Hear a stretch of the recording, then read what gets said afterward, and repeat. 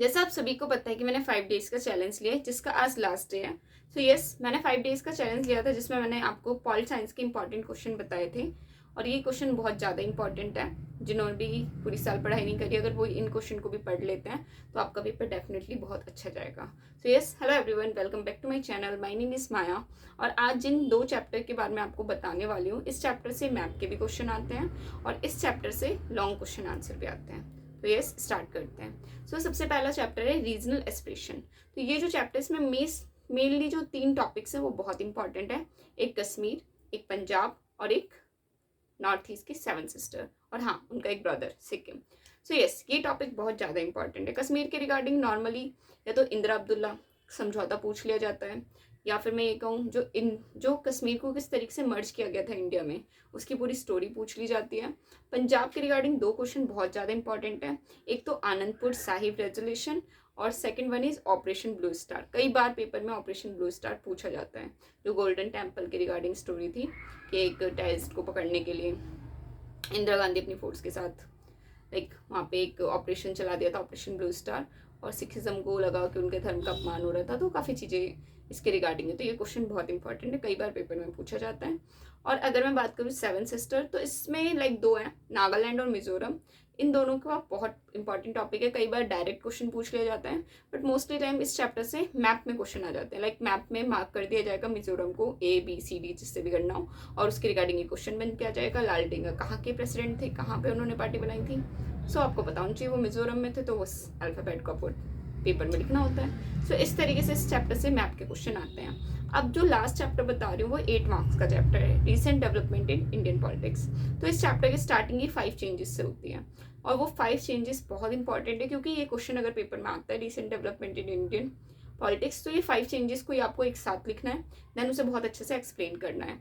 तो वो 5 चेंजेस बहुत अच्छे से पढ़ लो। मैं बता देती हूँ। डिफीट ऑफ कांग्रेस पार्टी,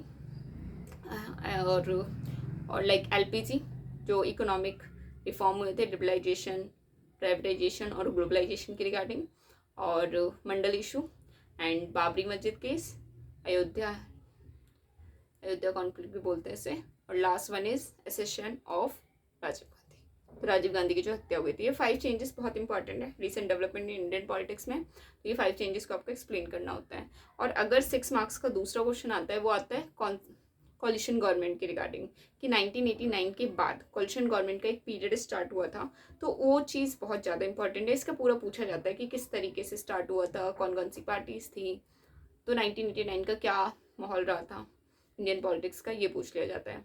और इस चैप्टर से हाँ, जो MCQ में आते हैं, NDA की फुल फॉर्म पूछ सकते हैं, नेशनल डेमोक्रेटिक अलायंस, या फिर UPA, तो यूनियन प्रोग्रेसिव अलायंस। तो बेसिकली ये अलायंस है क्या, तो बीजेपी की जो अलायंस है, कोalition गवर्नमेंट है, उसका नाम है NDA, और जो कांग्रेस की उसका नाम है UPA। ठीक है। 2004 में क्या क्या चेंजेस आए थे, कांग्रेस पार्टी ने कौन कौन से रिफॉर्म लेकर आए थे, कई बार ये भी पूछ लिया जाता है।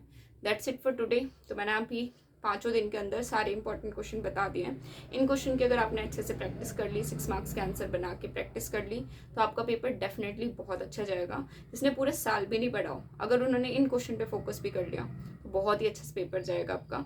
ठीक है। और मैप के रिगार्डिंग मैंने आपको बता ही दिया है सभी वीडियो में। मैप ज़्यादातर चैप्टर 2 से होते हैं, मतलब बुक 2 मैप के लिए ज़्यादा प्रेफर की जाती है, और कार्टून के लिए बुक 1 प्रेफर की जाती है। कई बार बुक 2 बुक 1 दोनों से ही मैप मिक्स करके आ जाते हैं, कार्टून भी आ जाते हैं। तो प्रिपेयर इस तरीके से करो कि क्वेश्चन चाहे कहीं से भी आए, आपका पूरा सिलेबस कंप्लीट हो। शॉर्ट वीडियो करके आपने 1 शॉट तो देख ही लिया होगा, आई नो आजकल वो बहुत चलता है। तो वो वीडियो देखकर अपना सिलेबस कंप्लीट करो। इन इंपॉर्टेंट क्वेश्चन के ऊपर बहुत फोकस करो। इन क्वेश्चन को पहले से ही प्रिपेयर रखो, ताकि अगर पेपर में आते भी हैं तो आपका टाइम बचे सोचने पे, आपको सोचने पे टाइम ना लगे, आप नॉर्मली उस क्वेश्चन को ईजिली कर पाओ। ऐसे अपने याद है, आपको की पॉइंट्स याद है, तो आप लिखने स्टार्ट करो। बाकी पेपर टाइम पे सारे इंस्ट्रक्शन को अच्छे से फॉलो करना। मैंने बता दिया, डिजिटल चेकिंग है तो डिजिटल चेकिंग के अकॉर्डिंग आपका पेपर बहुत अच्छे से लिखा होना चाहिए, स्टेप बाय स्टेप होना चाहिए। बॉल पेन का यूज़ करना, अंडरलाइन करने के लिए तो डार्क पेंसिल यूज़ करना या पेन से कर देना, बट अच्छे से अटैम्प्ट करना। ओके।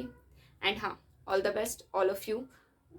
बहुत अच्छे से पेपर करना। पॉल साइंस बहुत ईजी है मेरे लिए, बट जिसको नहीं लगती उसके लिए ठीक है, तो ईजी समझो, अगर आप ईजी समझोगे तो ईजी लगेगी। That's it for today, bye bye. अब मैं आऊँगी नेक्स्ट चैलेंज के साथ।